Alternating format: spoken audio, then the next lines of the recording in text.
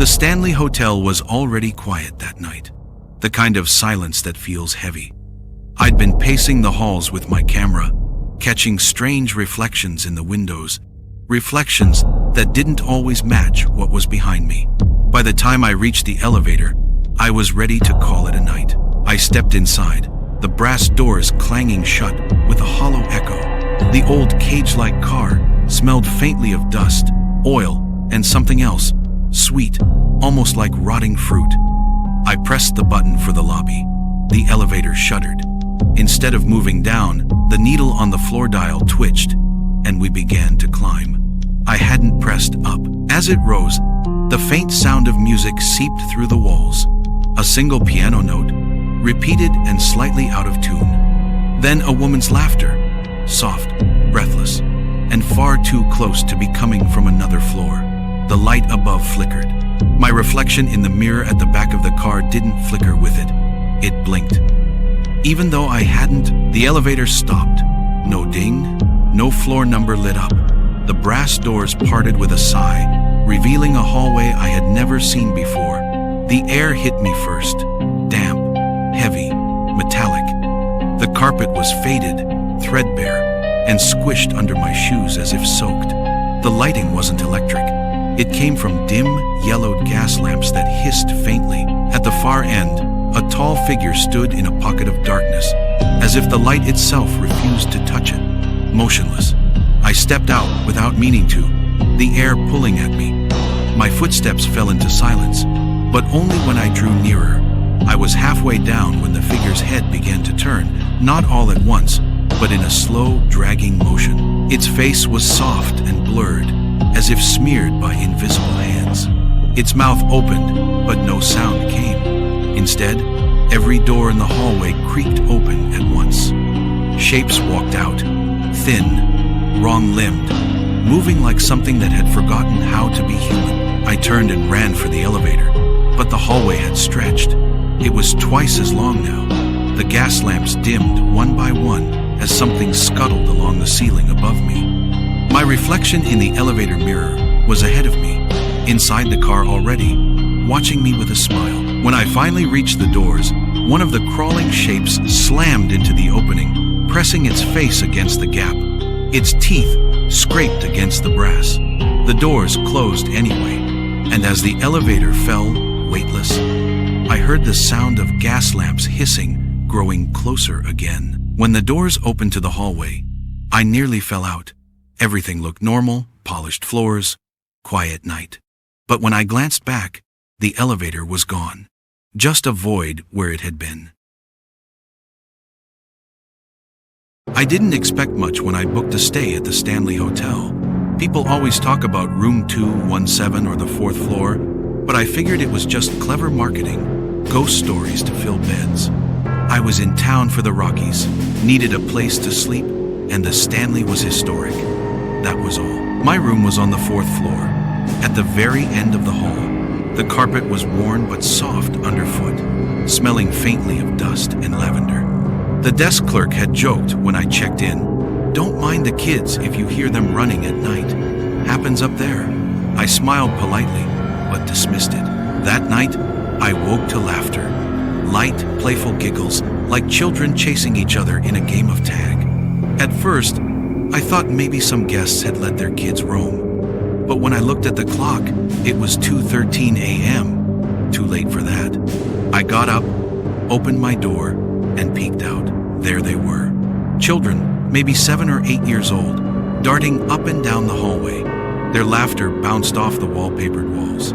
The odd thing was, they weren't loud. Their voices were muffled, like I was hearing them through a thin layer of water. I whispered, "Hey, are you lost?" All of them stopped at once. Their bodies froze mid-step, but their laughter kept going, like a recording stuck on loop. Slowly, they turned their heads toward me. That's when I saw it. Their faces weren't right. It wasn't that they were deformed or monstrous. They looked blurred, like someone had smeared wet paint across their features with a brush. My stomach dropped. I slammed the door shut and backed away, heart pounding. I told myself I was dreaming, maybe still half asleep. But then, knock, knock. right at my door. The giggles were louder now, pressing against the wood. I didn't move, didn't breathe. Then, silence. I stood there for what felt like an hour, waiting for something else.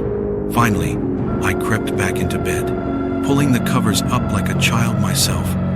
The air in the room felt heavier, like the walls were leaning in closer. That's when I heard it again. Not outside, inside.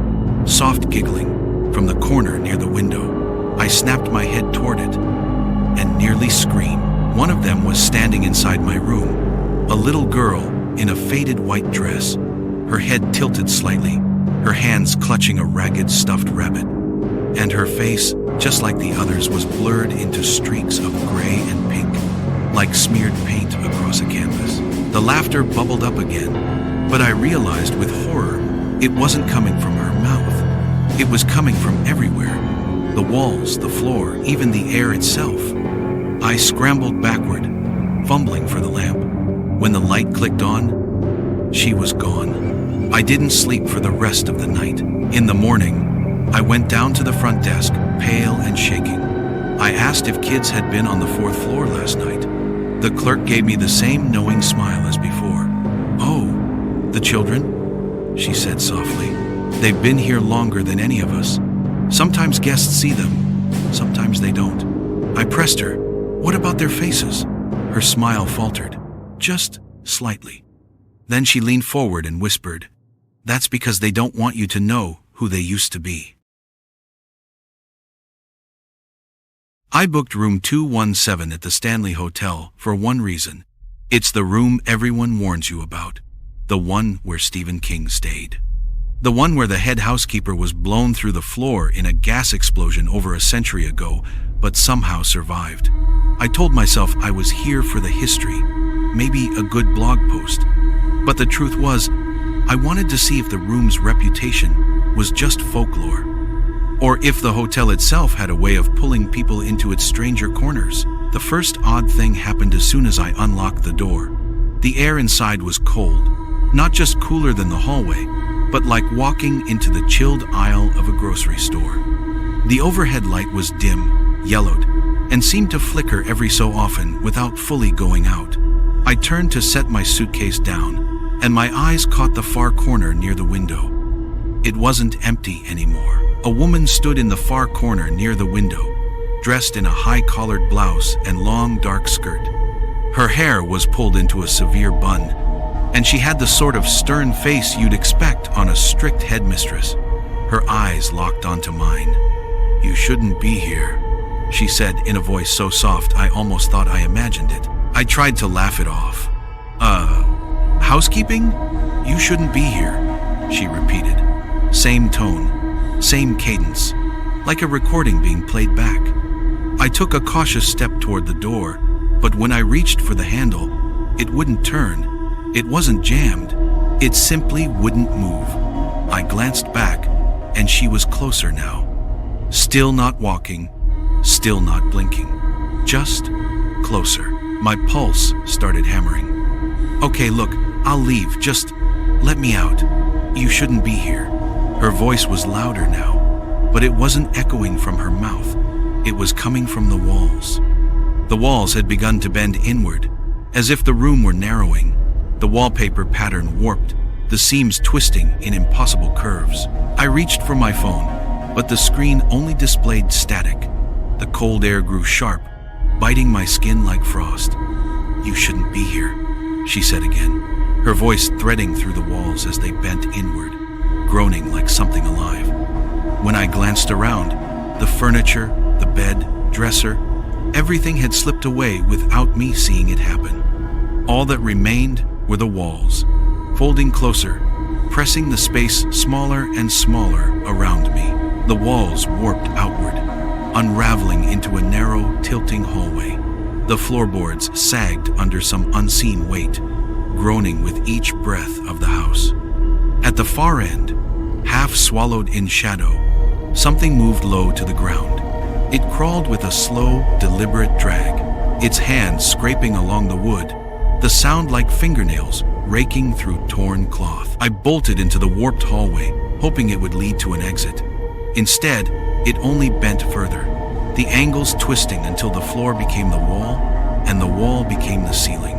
My legs burned as I ran, but no matter how far I went, the crawling sound was always just a few feet behind me. Then, in an instant, I was back, standing in the hallway outside, room 217. My heart was racing, my clothes were damp with sweat, and my suitcase was outside. The door leaned inward at an unnatural angle, as if the frame itself had buckled around it, an impossible tilt that made the whole room feel wrong. And far down the corridor, I caught a glimpse of someone else, a man frozen in place, staring at a perfectly rectangular void cut into the wall, a patch of impossible darkness where no opening should exist. Every haunting has a witness. You've just become one. Subscribe and never be alone again.